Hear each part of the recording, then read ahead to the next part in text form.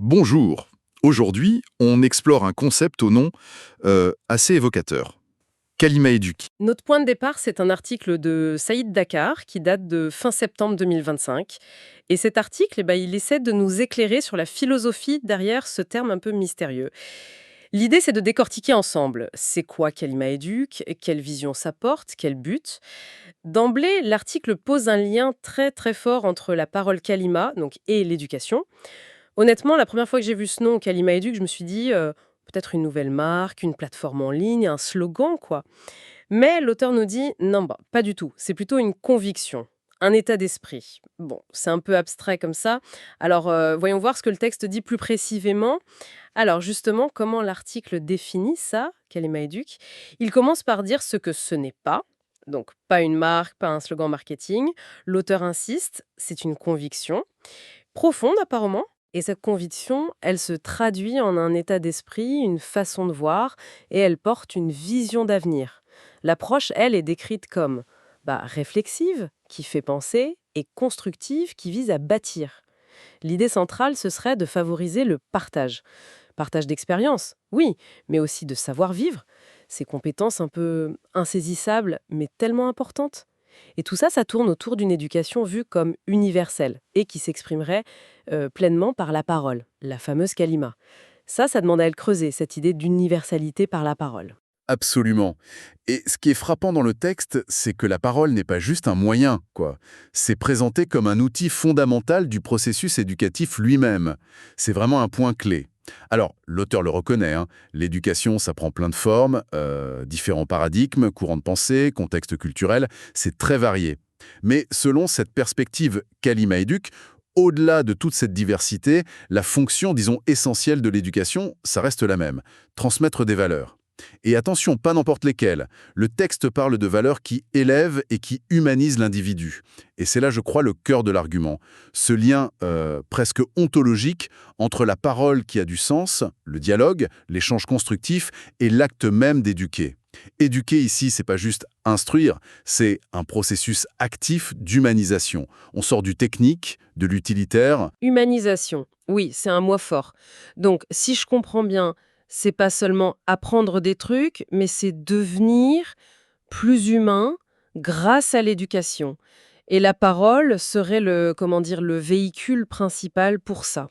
C'est ça, Ça veut dire que la qualité de cette parole, la façon dont on communique dans l'éducation, ça devient absolument central, non? exactement. Est-ce que l'article donne des pistes sur ce que ça veut dire? Concrètement, cette éducation universelle, c'est une référence à des valeurs communes à tous? Alors, le texte ne donne pas une liste précise, une liste exhaustive de valeurs universelles. Mais l'idée qui est derrière, oui, c'est bien celle-là. Identifier et transmettre un socle de principes fondamentaux. Des principes qui iraient au-delà des cultures spécifiques et qui aideraient à faire grandir ce qu'il y a d'humain en chacun, quoi. L'universalité, elle serait là, dans cette visée d'élévation, d'humanisation, accessible à tous, justement par une éducation centrée sur le dialogue, sur la transmission de sens. La parole, dans cette vision, elle n'est pas neutre, elle n'est pas juste un canal d'infos, elle est chargée de ses valeurs, elle les incarne et les transmet. C'est un processus dynamique, en fait. La communication façonne l'individu. D'accord. Le lien parole-éducation est donc... Constitutif de ce projet d'humanisation, c'est clair. Et d'ailleurs, l'article va très loin là-dessus. Il dit que ce duo parole-éducation n'est pas juste important. Non, il est carrément indissociable et essentiel à la sauvegarde de l'humanité. Rien que ça. C'est fort comme Et affirmation. c'est là, je trouve, que ça devient vraiment intéressant, presque vertigineux. La parole et l'éducation seraient le moteur principal de la transmission. Transmission de quoi au juste? Bon, l'article parle de connaissances, bien sûr, mais il insiste surtout sur les valeurs, les normes sociales, les repères culturels et éthiques. Tout ce qui structure la vie en société, en fait. C'est par cette transmission active, portée par la parole, que l'individu pourrait s'élever au-dessus d'une condition plus basique, disons. Oui, et cette idée d'élévation, elle est développée. Le texte lui donne de conséquences assez précises. L'éducation, quand elle est portée comme ça, par une parole pleine de sens et de valeur, elle permettrait à l'individu de transcender ce que l'article appelle ses instincts primaires. On peut imaginer l'égoïsme, l'agressivité, la peur de l'autre, ce genre de choses. Et donc, l'éducation ouvrirait à l'altérité, reconnaître l'autre, l'accepter dans sa différence. Elle développerait la raison, le sens critique et aussi la responsabilité, individuelle et collective. L'impact du coup, il n'est pas juste personnel, il est profondément social. L'article va jusqu'à dire que cette forme d'éducation, c'est ce qui assure ou devrait assurer la cohésion sociale, la justice et au final la paix. Transcender les instants primaires par l'éducation, c'est une vision très très optimiste du potentiel éducatif. Et cette notion d'humanisation, elle est approfondie comment? C'est juste une question de relation entre personnes? En fait, c'est plus large que ça. L'humanisation, comme elle est décrite ici, elle a deux dimensions principales. D'un côté, oui, c'est aider l'individu à trouver sa place dans la communauté humaine, développer l'empathie, la coopération, le respect. Ça, c'est l'aspect social. Mais de l'autre côté, et ça c'est peut-être plus original, l'article lie cette humanisation à une mise en harmonie avec le cosmos. Alors cosmos, ce n'est pas utilisé dans un sens mystique, hein. C'est défini plutôt largement comme l'ordre global du vivant et du monde. Donc l'humanisation, ça inclurait aussi une prise de conscience de notre lien avec tout l'écosystème, une compréhension de notre place et de notre responsabilité dans la nature. C'est une vision qui intègre une dimension écologique assez forte à l'éducation. Ah, voilà qui est intéressant. L'harmonie avec le cosmos, ça renverrait donc à une sorte de conscience écologique, l'idée de trouver une place plus juste, plus durable pour l'humanité dans son environnement. Ça donne une portée très actuelle, effectivement. Donc, si on suit cette logique, une éducation basée sur ces valeurs universelles, transmise par une parole authentique, elle ne formerait pas juste des citoyens responsables, socialement, Non, pas seulement. mais aussi écologiquement. Elle viserait à façonner les générations futures pour qu'elles aient un respect plus profond des équilibres naturels. Autant que des équilibres sociaux. On parle donc d'une éducation beaucoup plus holistique, qui prend l'être humain dans toutes ses dimensions, individuelles, sociales et environnementales. Exactement, c'est une vision intégrée, oui. L'éducation, telle qu'elle est pensée ici, elle a pour but de rendre l'humain plus conscient de sa dépendance vis-à-vis de la planète et de la nécessité de préserver cet équilibre fragile entre nos activités et l'environnement. L'article insiste bien, le développement de cette conscience écologique est lié au développement de la conscience sociale et éthique. C'est un tout, et l'enjeu qui est présenté est colossal. L'auteur conclut cette partie sur la vision de Kalima Éduc de manière assez directe en fait. Il affirme que sans une éducation vraiment ancrée dans ses valeurs fondamentales, valeurs transmises, vivifiées par la parole, eh bien c'est la survie même de l'humanité. Et ce qu'il appelle l'harmonie universelle qui serait gravement menacée.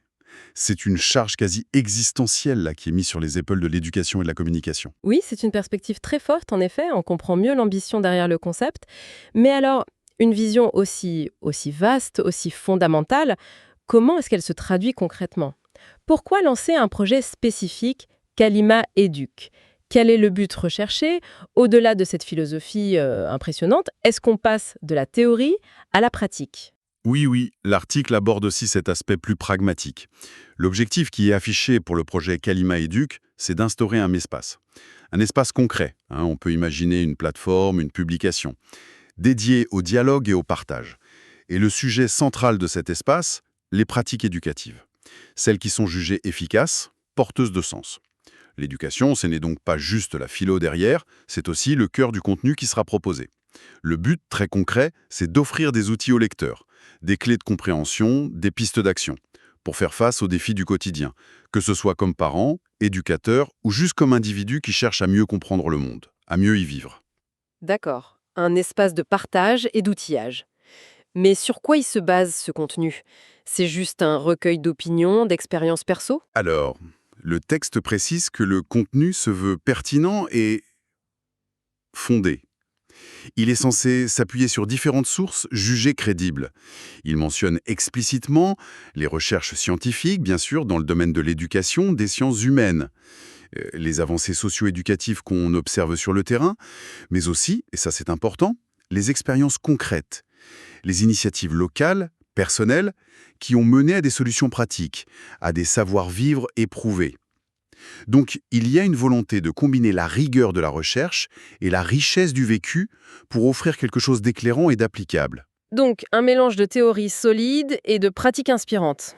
Hmm. Et au-delà de cet outillage direct pour les questions du quotidien, Est-ce qu'il y a d'autres objectifs pour ce projet Kalima Éduc? Oui, le texte parle aussi d'objectifs peut-être moins immédiats, mais tout aussi importants. L'un d'eux, c'est de favoriser une dynamique éducative continue. L'idée, ce n'est pas juste de donner des réponses ponctuelles, c'est d'accompagner, de soutenir la quête d'épanouissement des gens qui vont lire ou utiliser ce contenu, sur le plan perso ou collectif. C'est une idée d'apprentissage au long cours. Un autre objectif, c'est d'encourager activement le développement personnel et, ce que l'article nomme, le bien-vivre des lecteurs. Ce bien-vivre, ça semble englober le bien-être individuel, mais aussi la capacité à vivre bien ensemble, en société, dans un monde qui change très vite, comme le souligne l'article. Et pour ça, le projet mise sur la diffusion de contenus issus de ressources fiables, éclairantes, qui peuvent offrir des repères dans la complexité actuelle. Bien vivre dans un monde en évolution, oui, ça résonne fort avec ce qu'on vit. Si on essaye de prendre un peu de recul, cette initiative, Kalima Éduc, comme elle est décrite, elle semble vouloir se positionner comme une sorte de guide, ou peut-être une boussole pour naviguer notre époque. Oui, c'est une bonne image. Une boussole qui indiquerait une direction basée sur cette alliance forte entre la parole réfléchie et une éducation qui humanise et qui respecte l'environnement. C'est tout à fait ça, je pense. Le projet semble se proposer comme une ressource pour aider à s'orienter dans la complexité du monde moderne, oui. En misant sur quoi? Sur le pouvoir d'une éducation qui ne se limite pas à acquérir des compétences techniques, mais qui vise le développement intégral de la personne. Une personne enracinée dans des valeurs présentées comme universelles, l'altérité, la raison, la responsabilité, l'harmonie avec le vivant. Et le levier pour activer ce pouvoir, c'est la parole. Entendu comme communication authentique, dialogue constructif, transmission de sens, de sagesse. C'est un pari sur l'humain en fait, sur sa capacité à s'élever par la pensée et l'échange. Alors, si on essaye de synthétiser tout ça, Kalima Éduc, ce n'est donc pas juste une belle idée, un peu abstraite. Le projet décrit dans l'article a une ambition très pratique, devenir une ressource utile, concrète, pour accompagner les gens dans leur vie. Mais cette ambition pratique, elle repose entièrement sur une conviction de fond, que la communication qui a du sens, la parole riche, c'est la clé. La clé d'une éducation qui développe vraiment les individus et la société, avec comme horizon un avenir plus juste, plus durable. Au fond, qu'est-ce que tout cela signifie? Peut-être que ça nous invite à reconsidérer l'importance qu'on donne non seulement à ce qu'on transmet, le contenu, mais surtout à la manière dont on le fait. La forme, la qualité de la relation, de la communication, ce serait aussi crucial, voire plus que le fond lui-même. C'est une excellente synthèse de l'esprit du texte, oui. L'approche présentée ici, elle dépasse clairement une vision purement instrumentale de l'éducation, celle où l'éducation sert juste à acquérir des compétences pour le travail, par exemple. Dans la perspective qu'Anima éduque, l'éducation est présentée comme quelque chose de beaucoup plus fondamental. C'est un élément de l'identité humaine elle-même. C'est ce qui rend possible l'harmonie sociale, et c'est même ce qui conditionne notre équilibre écologique. Et l'insistance sur le mot parole, kalima, ça met vraiment en lumière l'importance capitale du dialogue, de l'écoute, de la compréhension mutuelle, de la transmission pas seulement d'infos mais de sagesse, d'expériences vécues, de valeurs partagées.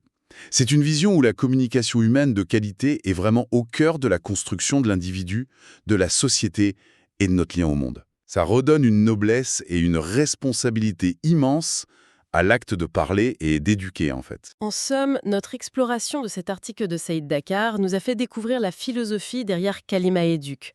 Une vision qui tisse un lien très fort, indissoluble entre la parole authentique et une éducation qui vise l'épanouissement complet de l'être humain, individuellement, collectivement et en harmonie avec son environnement.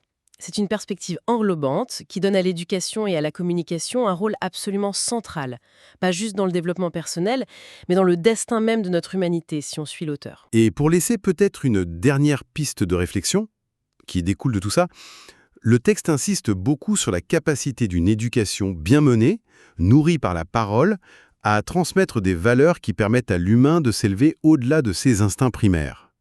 Alors ça soulève une question importante et peut-être un peu dérangeante. Si on regarde nos systèmes éducatifs, là, aujourd'hui tels qu'ils fonctionnent majoritairement, dans quelle mesure est-ce qu'ils arrivent vraiment à remplir cette mission ambitieuse? Cette mission d'élévation, de dépassement des instants au profit de la raison, de l'empathie, la responsabilité? Et surtout, comment est-ce que la parole, Pas le simple bavardage, mais la parole riche de sens, le dialogue profond, l'écoute vraie, la transmission de sagesse. Comment pourrait-elle être mieux mobilisée? Plus consciemment, plus habilement, dans nos familles, nos écoles, nos sociétés, pour tendre vers cet idéal d'humanisation et d'harmonie globale que la vision de Kalimaéduc nous propose. C'est sans doute là un défi majeur pour l'avenir de l'éducation.